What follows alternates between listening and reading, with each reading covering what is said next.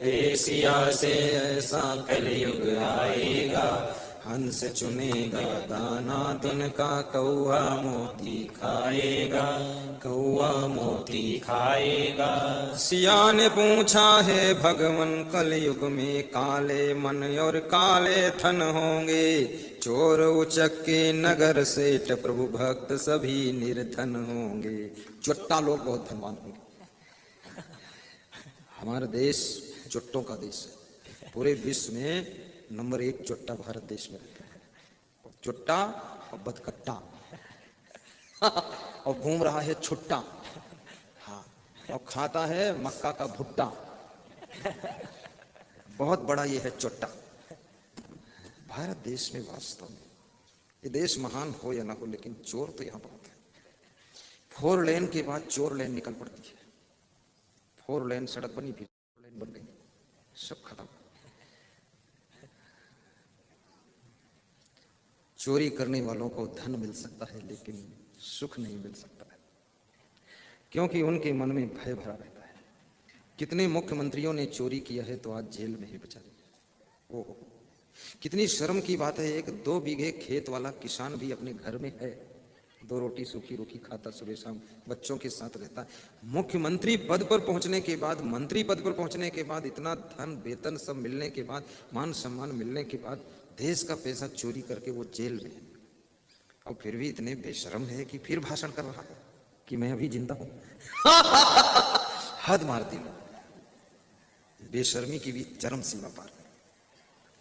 अरे मुख्यमंत्री तो हो ना हो, लेकिन वही सम्मान तुम्हारा बहुत बड़ा है। धन ही सब कुछ थोड़े होता है, सम्मान भी तो कुछ चीज है, नाम भी तो कुछ चीज है। आप देखो, संसार में जिसका नाम नहीं है वो समझ लो जिंदा होते हुए भी मरा हुआ है, और जिसका मरने के बाद भी नाम है वो मरने के बाद भी लोगों के दिलों में जिंदा है। तो कम से कम इतना तो विचार करना चाहिए। कितनी महिलाएं सत्संग सुनने आती हैं, दूसरी महिला के कान के कुंडल नोच लेती। अपने कान से प्रवचन नहीं सुन रही, गुरुजी सुना क्या रहे, वो दूसरे कान का कुंडल नोच रही। किसी के गले का हार खींच लिया, अब जिसके गले की चैन खींच गई रही कि मेरी चैन खो गई, और जिसने चैन खींच लिया उसकी भी चैन खो गई। उसको भय लग रहा कहीं पकड़ न ली जाऊं, जिसका खो गया है वो दुखी है, मैं क्या करूं।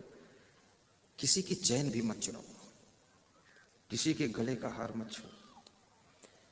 दूसरे का सोना तुम्हारे लिए मिट्टी ढेला के समान होना चाहिए, और दूसरों की नारी तुम्हारे लिए पत्थर की शिला के समान होनी चाहिए।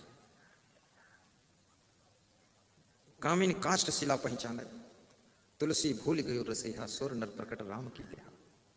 कंचन को मृतिका समझाना, कामिन काष्ठ शिला पहचाने। जो सोना को मिट्टी के समान समझ ले, लालच ना आए जिसको, और दूसरे की स्त्री को देख करके पत्थर की चट्टान शिला समझ ले, आकर्षण ना हो, तो तुलसीदास कहते हैं वो तो साक्षात राम भगवान ही है, भगवान का रूप है। तुलसी भूल गयो रसेहा, सुनर प्रकट राम की देहा, वो तो राम का रूप है। किसी के सामान में भी लालच मत करो कभी, उससे कुछ मिलने वाला नहीं। मैं हवाई जहाज में भी बैठकर देखा हूं, उसमें भी कोई सुख नहीं। हालांकि हवाई जहाज जब आकाश में निकलता तुम देखते हो हाँ ये जा रहा हवाई जहाज। हवाई जहाज में जितने लोग बैठे हैं उनको हमने हंसते हुए नहीं देखा। वो सब इतने बड़े बड़े मुंह उनके हैं, बड़ी बड़ी खोपड़ी, और ऐसे बैठते हैं भूत प्रेत जैसे। उसमें केवल अकेला मैं ही होता हूं जो हंसता हूं। तो वो सब मेरी ओर देखते रहते, ये हंसती क्यों? तो मैं कहता हूं तुम भूत प्रेत बने क्यों? भारी टेंशन में है वो सब लोग। हवाई जहाज मोड़ गए उनके, सब टेंशन की हवा भरी हुई है, हवाई जहाज मोड़ गए। तो हवाई जहाज में भी सुख नहीं है। मैं 4 करोड़ की कार में बैठ चुका हूं दुबई में, भक्त पोपट भाई के यहाँ। 4 करोड़ कीमत। अभी तो ये गाड़ियां जो 10-20 लाख में बैठता हूं, इसमें तो 4 करोड़, उसमें भी मुझे कोई सुख नहीं दिखा। उन्होंने हमारे लिए बहुत नाश्ता लाए, तो खाने के लिए जगह ढूंढ रहे थे, तो जहां मुझको ले जाए मैं बोलता अरे यहाँ तो बदबू आ रही है, फिर उधर ले जाए हमने, अरे यहाँ तो बहुत गंदा है। 1 घंटा नाश्ता करने की जगह ढूंढा, दुबई में जगह नहीं मिली, तो हमने कहा गाड़ी में खा लूंगा, सड़क पर चलते चलते ठीक, सब गंध आती, सड़ी सड़ी बदबू, कोई मछली अंडा सब खाया होगा, सब पड़ा होगा सड़ा। लोग कहते दुबई में विदेश में, अरे भैया दुबई होकर आ गए, दुबई में बदबू लेकर आ गए। कुछ नहीं, दुबई उबई में आपके घर में ही स्वर्ग है घर ही में गंगा, घर ही में जमुना, और घर ही में तीर्थ बने हुए, इधर उधर चक्कर में काटा, कहीं कुछ नहीं है। हांगकांग भी देखा मैंने, Indonesia, Malaysia, Thailand, Sri Lanka, Langkawi, Muscat देश, आबू धानी, दुबई, सब कुछ नहीं, पूरा सब बवाल है, फालतू। सबसे अच्छा मुझको तो भारत देश लगा। क्यों? क्योंकि यहाँ बहुत अच्छी फसलें हरी भरी, पेड़ पौधे हरे भरे, यहाँ के लोग भी हरे भरे, भले धन ज्यादा हो ना हो, पर इंडिया के आदमी को तुम देख लो तो एक खीसे काटता मिलेगा, थोड़ा हंस देगा, हाँ अंदर से परेशान है फिर भी दांत दिखा देगा आपको कि देख लो।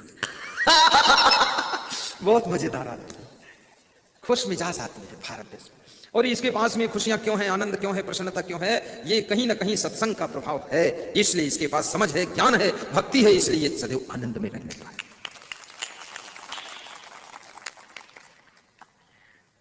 धर्मी तत्परता, मुखे मधुरता, दानी समुत साहिता।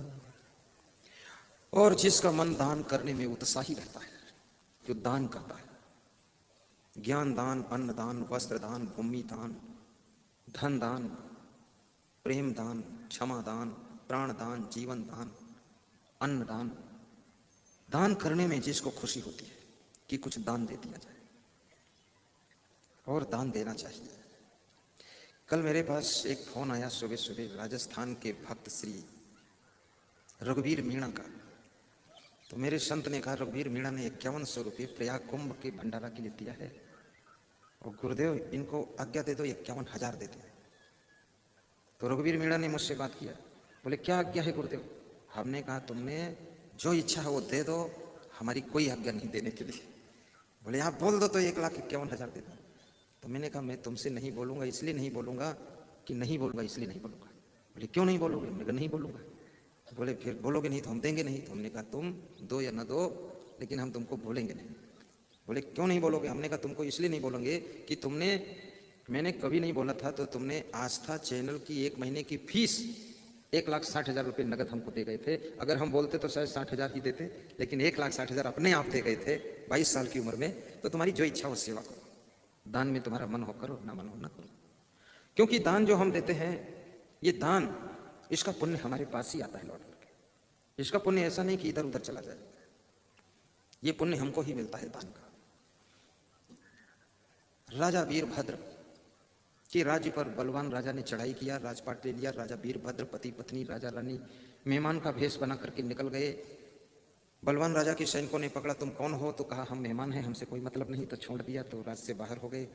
थोड़े दिन रिश्तेदारों के यहाँ कुछ खाया पिया, रिश्तेदार भी सम्मान करना बंद कर दीजिए।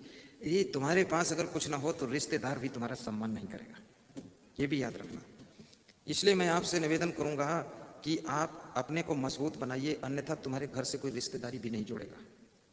ना तो बेटी देगा, ना तुम्हारी बेटी लेगा, तुम्हारे घर में सब कुंवारे लोग पड़े रहेंगे। इसलिए मैं निवेदन करता हूं कि आपसे कि हमेशा धनवान भी रहो, गुणवान भी रहो, और ऐसे काम करो जिससे तुम्हारा नाम भी रहे। अन्यथा बैठने का स्थान भी लोग नहीं देंगे। स्वार्थी दुनिया है, बड़ा संसार विचित्र है। तुम्हारे जो बहुत धनवान रिश्तेदार हैं वे तुमको सोच समझ कर न्योता देते हैं कि अरे कमजोर है, दे दो, अच्छा कोई बात नहीं,